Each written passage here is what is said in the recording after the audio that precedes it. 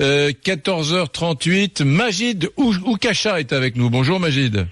Bonjour. Merci d'être avec nous. Vous êtes essayiste, vous êtes blogueur et vous avez publié Il était une fois FOI, l'islam. Oui. J'aimerais qu'on revienne sur ces attentats et sur le geste exemplaire de cet officier de gendarmerie. Eh bien, écoutez, oui, ça nous a tous affectés. Je rejoins à peu près de façon quasi unanime, comme tout le monde, le constat selon lequel effectivement il faut que notre jeunesse puisse avoir l'occasion d'entendre, dans un contexte d'une époque particulière où les forces de l'ordre national ne sont pas assez reconnues à leur juste valeur, effectivement, l'école devrait valoriser ce héros moderne dans un contexte de haine anti-flic, anti-gendarme qui se généralise, où le policier ou le gendarme se résume trop souvent dans les médias à un fonctionnaire qui récolte des amendes sur les autoroutes, qui chasse des pauvres clandestins. Évidemment que de tels portraits n'aident en rien à héroïser les axes de nos forces de l'ordre qui risquent leur vie pour sauver les vies des autres. Ouais. Eux, les infirmiers, les pompiers, c'est leur métier, c'est leur fonction numéro 1. Et d'ailleurs, je rejoins un commentaire c'était Daniel, je crois, tout à l'heure. Effectivement, moi, je déplore que chaque année en France, je ne sais pas quel sens on peut donner à l'honneur, s'il y a un sens forcément universel, mais j'ai l'impression que trop de légions d'honneur sont distribuées à des fils d'eux et des filles d'eux du showbiz, à des animateurs télé, sans vous manquer de respect, parce que je vous considère surtout vous comme un journaliste, Monsieur Brunet, qui anime des émissions de divertissement, et ces gendarmes, policiers, infirmiers, pompiers, ces héros ordinaires qui sauvent des vies anonymement, il faudrait qu'on se rappelle de leur nom avant qu'ils ne meurent si possible. C'est tragique de se dire malheureusement qu'on ne connaît leur nom souvent que quand ils se mettent à mourir dans un tel acte héroïque. Et moi, je voudrais effectivement que, en fait, il faut souder nos jeunesses parce qu'on a une société qui est de plus en plus divisée. Et l'intérêt commun numéro 1 de tous les Français, on peut être divisé sur le plan économique, on peut être entre riches et pauvres d'un autre côté, religieux ou non, même musulmans inclus, mais la sécurité, c'est la liberté individuelle, c'est la première des libertés individuelles, c'est l'enjeu numéro 1 qui permettra de ressouder notre société.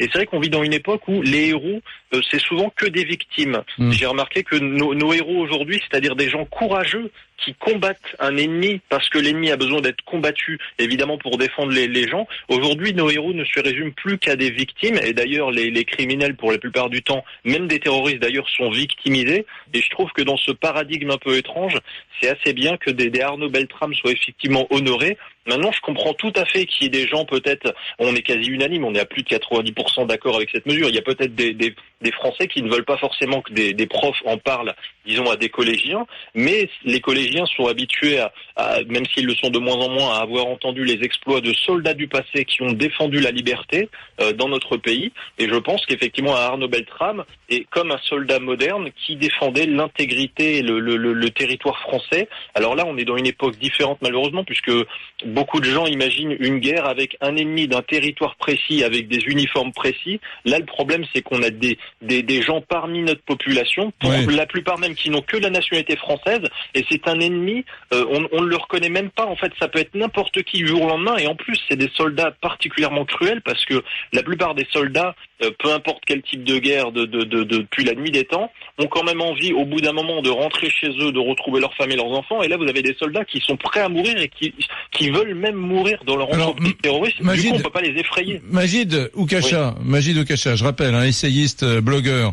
La question que je vous pose, c'est que faire avec ces écoles de la République dans lesquelles il est impossible de demander 1 minute de silence après les attentats du Stade de France, du Bataclan ou de Charlie?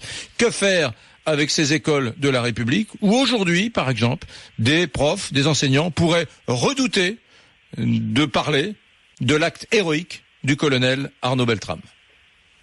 Alors je pense que c'est un travail conjoint qui doit se faire avec la responsabilisation, entre guillemets, des professeurs, mais surtout des parents.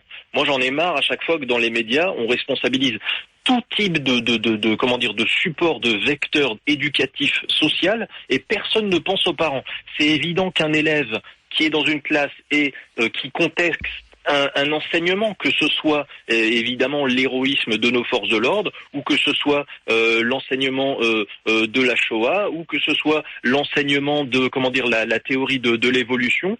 C'est évident que les parents sont les premiers responsables, puisque un enfant est quelque part un petit peu le reflet de son éducation et de sa culture. Bien sûr. Je pense que c'est avant tout un travail des parents. Je crois que il devrait peut-être y avoir des réunions plus souvent entre les élèves, les profs, mais aussi les parents. Ça pourrait aider, ne serait-ce qu'il y ait la médiation intermédiaire entre les deux. Peut-être que les élèves parleraient différemment, parce c'est vrai qu'on en a une époque de l'enfant roi où les enfants doivent les parents, contester Voilà, bien sûr, c'est l'élément numéro 1, parce que vous avez beau faire le meilleur travail possible à l'école avec les professeurs, le soir, l'élève rentre chez lui et le contre-modèle éducatif familial, que ce soit par laxisme ou de façon active, ce contre-modèle-là peut annuler tout ce qui a été enseigné dans la journée. Donc moi, je pense que le secret, ce sera effectivement de passer par... Merci Majid Oukesha, merci beaucoup. Belle journée à vous. Je vous en prie. Au revoir. Merci au revoir, Majid. Majid. Au revoir.